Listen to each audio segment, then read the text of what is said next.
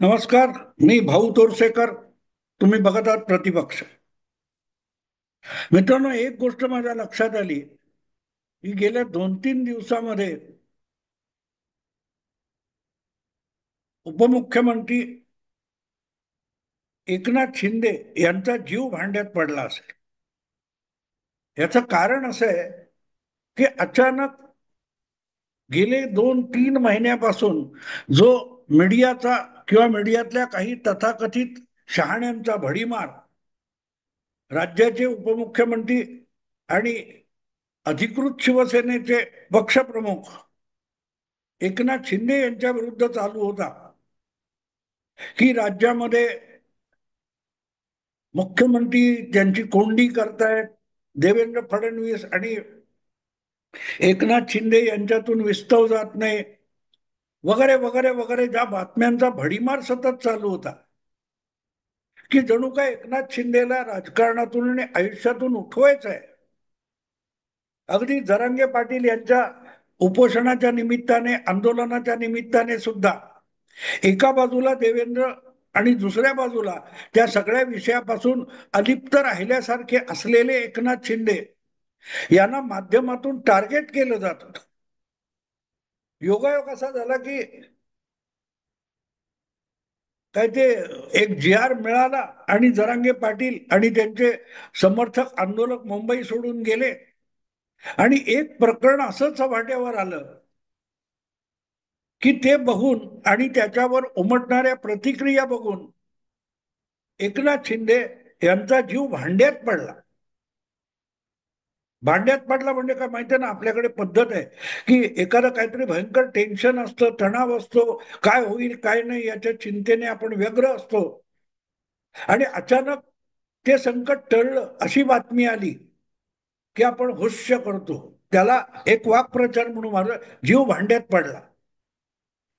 म्हणजे जीव भांड्यात कधी पडतो असं बघितलेलं कोणी नाही, पण तो एक शब्द आहे की जीव भांड्यात पडला. एकनाथ शिंदेचं बहुतेक तसं झालं आणि ती बातमी होती उपमुख्यमंत्री अजितदादा पवार यांची. तसं बघितलं तर अजितदादांनी आपल्या काकांची साथ सोडल्यापासून त्यांच्यावर मीडियातून वाटेल तितका भडीमार चालू होता.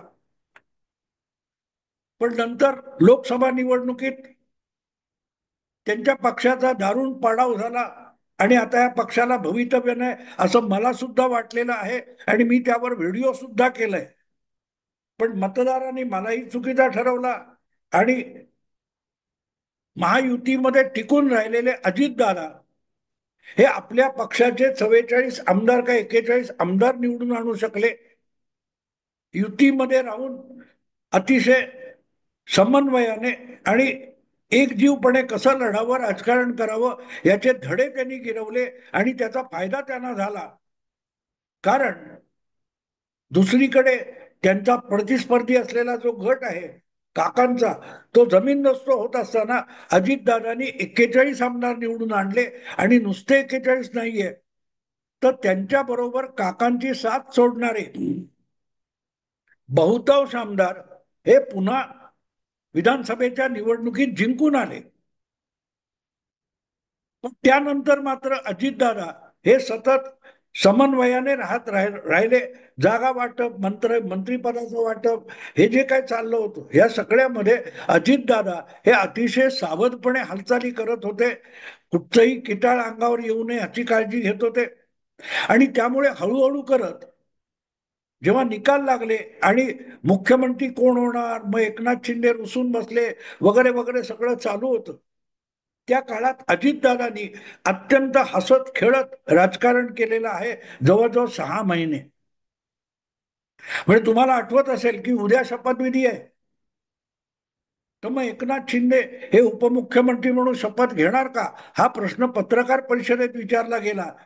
तेव्हा एकनाथ शिंदे सुद्धा थोडे गडबडलेले होते, पण अजितदादांनी सांगून टाकलं की मी बाबा शपथ घेणार आहे उपमुख्यमंत्री म्हणून. आपलं ठरलंय, मी शपथ घेणार इतकं. आणि तिथपासून जी सुरुवात झाली शपथविधीपासून, तेव्हापासून एकनाथ शिंदे यांना सतत कॉर्नर केलं जाते, टार्गेट केलं जाते मीडियातून.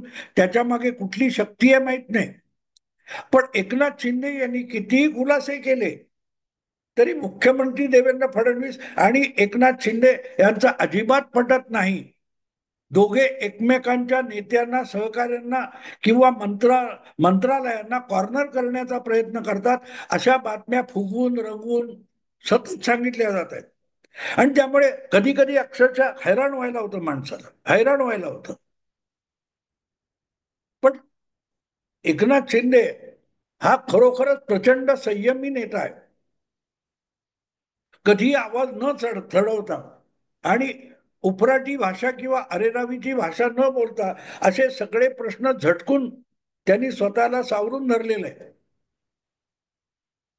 पण जरांगे पाटील यांचं उपोषण आणि त्यानंतरची परिस्थिती यामध्ये त्यांना ठरवून टार्गेट करण्याचे जे काही उद्योग चालू होते, ते उद्धव ठाकरे गटाकडून कोणी स्पॉन्सर केलेले पत्रकार करत होते की आणखीन कोण माहीत नाही, पण एकनाथ शिंदे यांना टार्गेट करणं चालू होतं.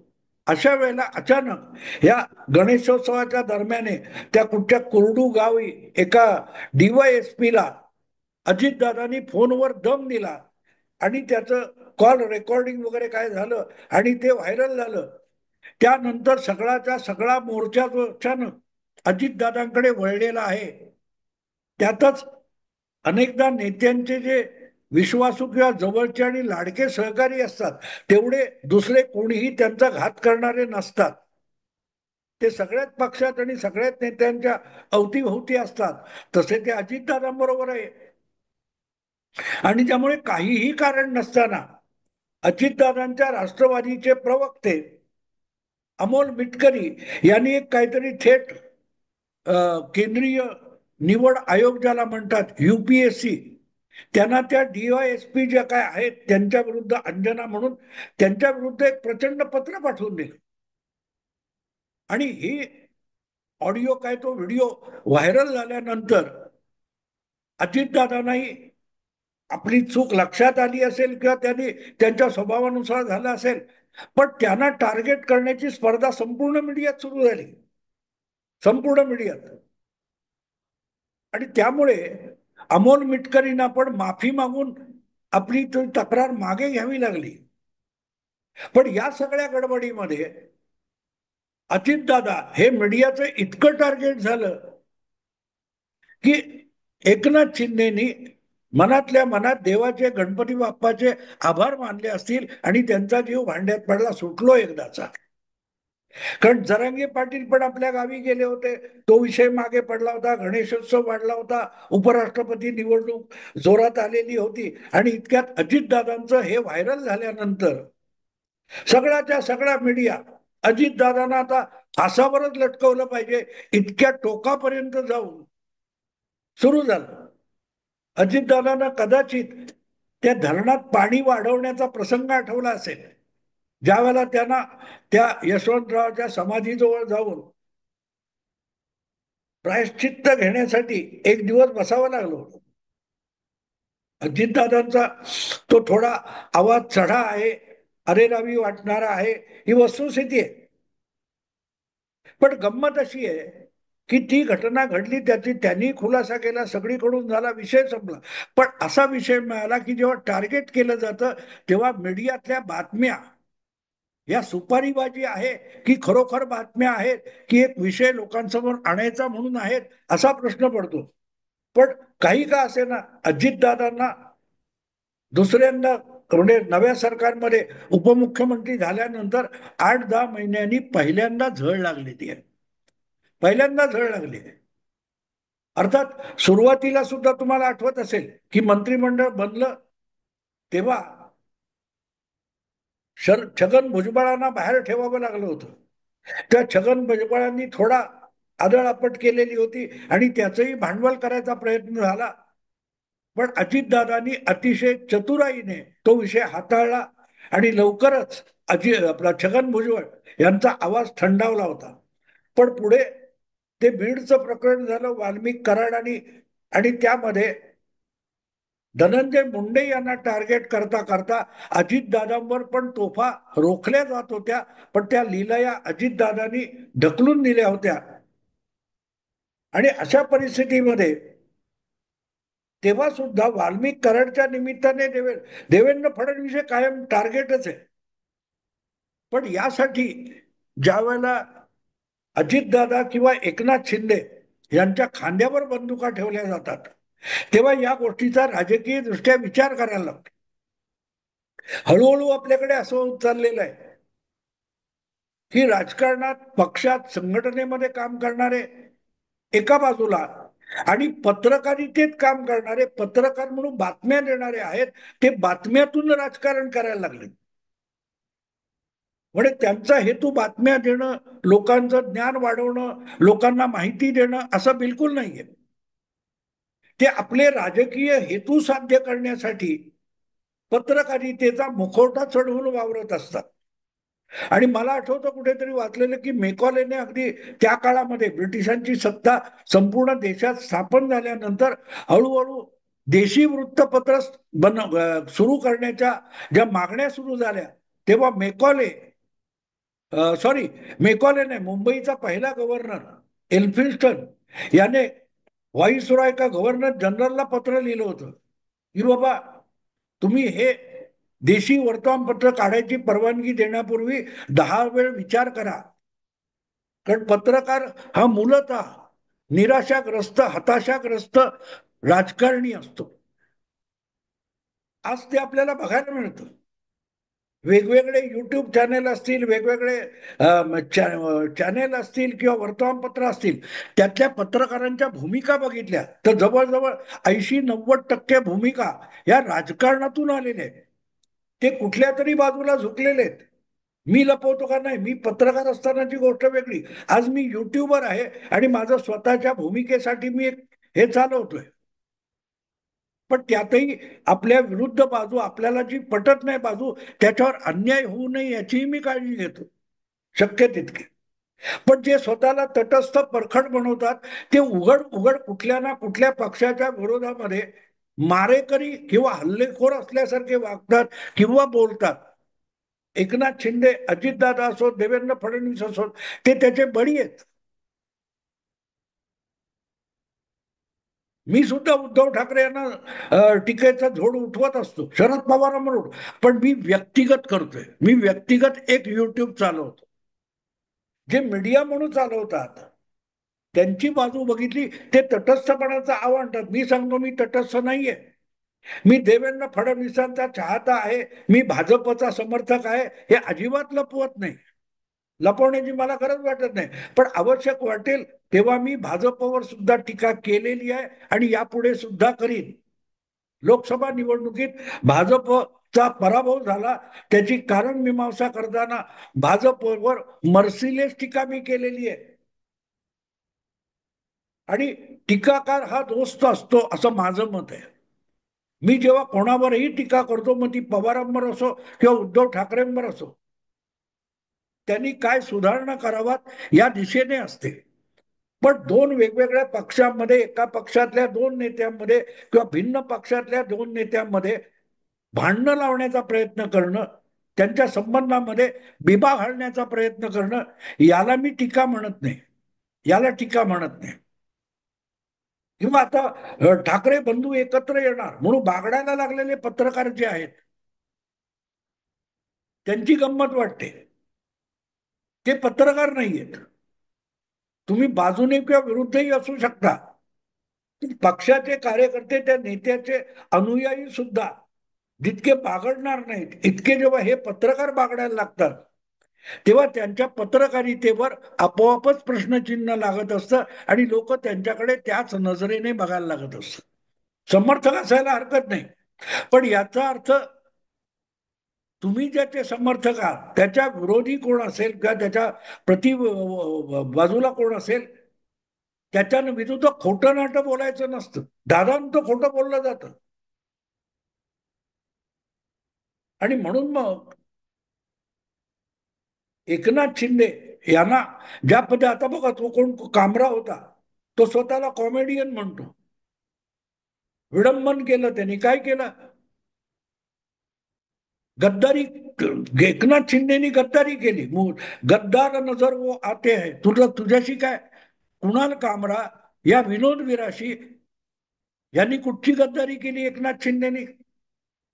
मग ती गद्दारी एवढी जर तुम्ही सार्वजनिक पातळीवर घेणार असाल तर मतदारांनी युतीला मत दिलं असताना उद्धव ठाकरे हे काँग्रेस बरोबर गेले, मतदारांनी नाकारलेल्या लोकांबरोबर गेले, तेव्हा कुणाल कामराला गद्दारी का दिसली नव्हती? इथे कळतं की हा एकनाथ शिंदेला टार्गेट करत असतो.